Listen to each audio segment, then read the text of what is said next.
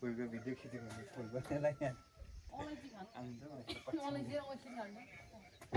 पछ्याउने आउँदो रहेछ के फुल हो कि फेरि के हो अनि के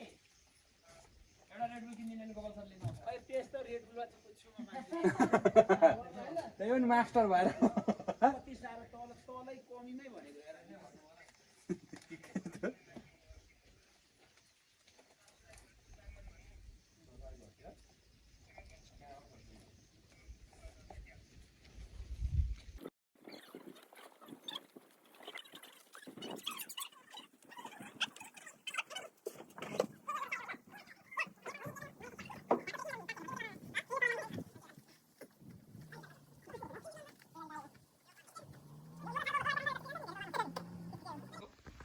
ल गाइस आज चाहिँ हाम्रो काकाहरू काम गर्दै हुनुहुन्छ बाबा र काका भनेर बोल्ने क्या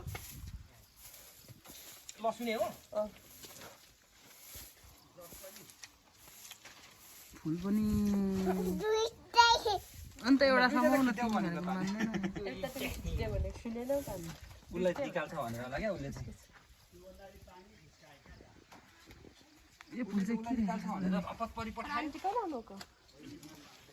हिजो अरे हाम्रै आन्टी हिजो आउनु भएको थियो सबै छौँ आन्टी त नभन्नु पनि आफ्नै गाउँको दिदीलाई अरे आन्टी अब त दिदी आज दिदी भयो हाम्रा कसरी बडा बाउको छोरी आन्टी कसरी भयो त अनि अङ्कल त टाढाको रहेछन् खासमा यता त आफ्नै मान्छे तर हामी उल्टो भन्दै होइन नि गाविस फाल्टै भयो नि त आन्टी हुँदैन दोकाने यो हुँदैन नि आफ्नै ओखरको मान्छे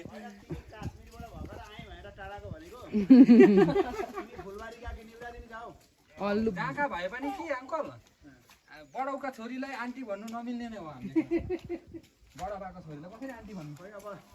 अहिले बमेलाई बोलाएर संविधान लेखौँ न त बडा बाको छोरीलाई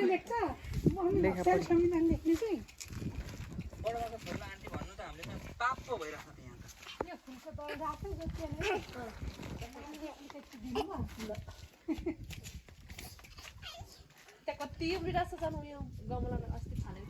एउटा इजेलिया कि एजेलिया भन्ने फुल छ हो त्यो ल्याएर रोप्नुपर्छ हौ कहिले नमर्ने पानी चाहिँदैन यस्तै यस्तै हुँदैन चौरी हुँदैन फुल्ने क्या दामी छ दार्जिलिङमा अहिले त्यो धेरै फुलेर सबै भाइरल प्लेस भइसक्यो जता फुल फुल्यो त्यता मान्छे अहिले तिनजुरेमा मान्छेहरू अब त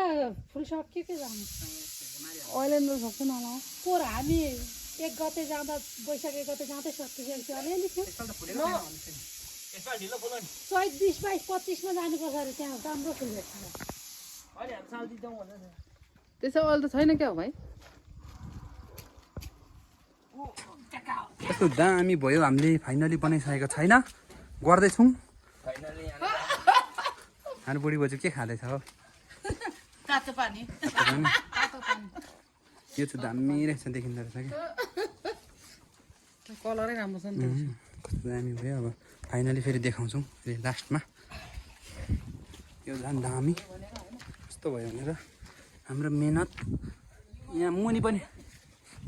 रहेछ नि त झारै झार अब खेलाउँदै जानुपर्छ कहाँसम्म पुगिन्छ है त फाइनली आज सरसफाइ बार हो सरसफाइ आज फ्राइडे हो नि त आज होइन फ्राइडे हो कि स्याटरडे हो फाइनली गाइज बाटोघाटोदेखि लिएर हामीले यति काम सफसफाइ गरेको छौँ फाइनली गाइज हामीले चाहिँ काम यस्तो बनाएको छौँ यस्तो छ है त आजको दिनको साथीहरू अब हामी हाम्रो घर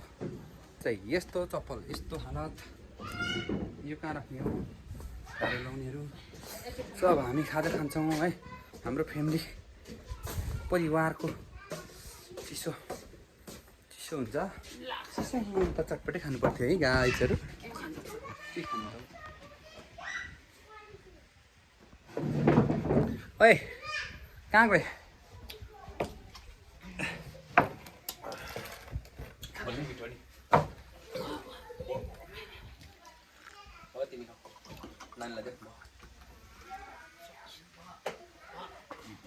चाहिँ भयो हौ आउँछ यो आउँछ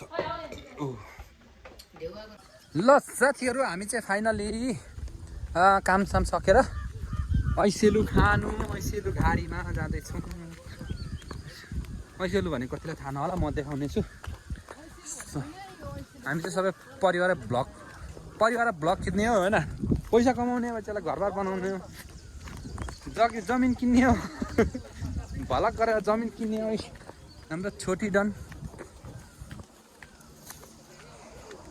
सो यो ठाउँमा चाहिँ हामी पहिला धेरै पत्कारहरू सोर्ने ठाउँ तर साह्रै डर लाग्थ्यो भुरामा त यो ठाउँ त यस्तो डर लाग्ने ठाउँ कि तर्साउँछ भन्थ्यो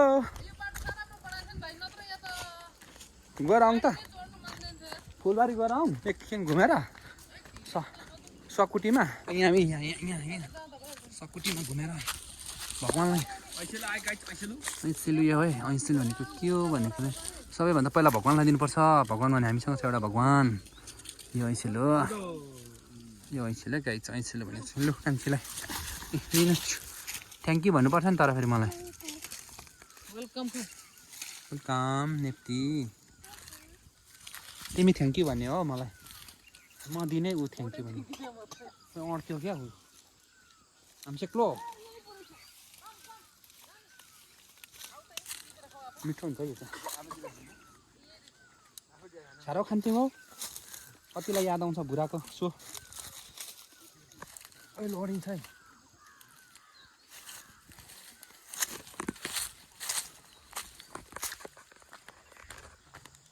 कति गुलियो नि ओहो यस्तो ऐसेले खोजी खाने चाहिँ कहाँदेखि आएको हो सानो मान्छेले टिप्दैछ त घोज्यो होला त्यसलाई भुइँ पनि रहेछ त नि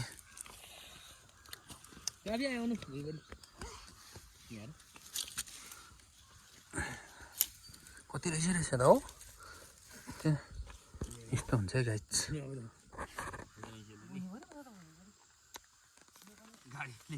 अर्ग्यानिक फ्रुट हो क्या अर्ग्यानिक फ्रुट खानु मजा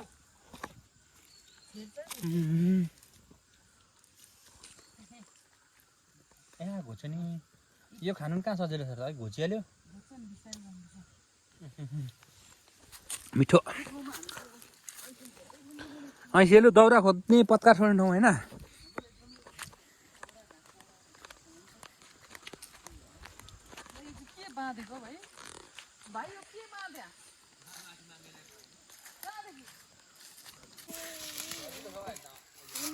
यो पाकेको टिप्नु कान्छे देख्नु भयो यहाँको टिप्नु पाकिरहेछ कति राम्रो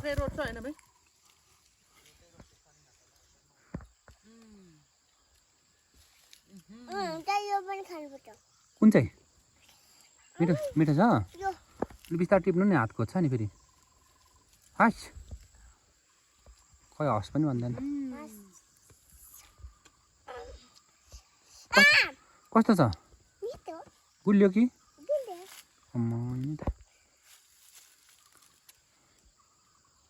कसको छोरी यति राम्री फेरि यहाँ त नानी हो त्यहाँ छ त नि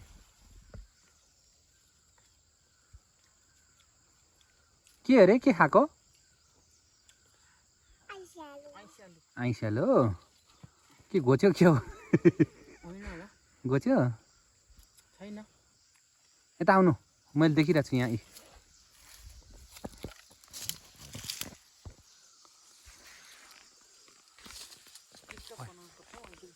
अब कसले दिएको हो यति धेरै कसले टिप्दियो के हो यो नानी भन्नु त के हो ओइ पखाउँछ है फेरि यो पनि कति यो त आज त अहिले त भरे त यसको त ढाइरा हुन्छ होला है त धेरै खायो नि त मम्मीलाई पनि लगिदिने हो कि खाने हो एक्लै बोजूले खान्छ कान्छी बोल्दैन निप्टी खानु पाएपछि त खानुहुन्छ ल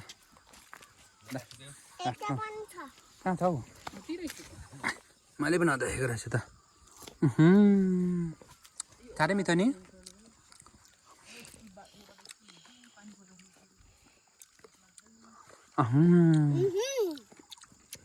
मिठो कतिको मिठो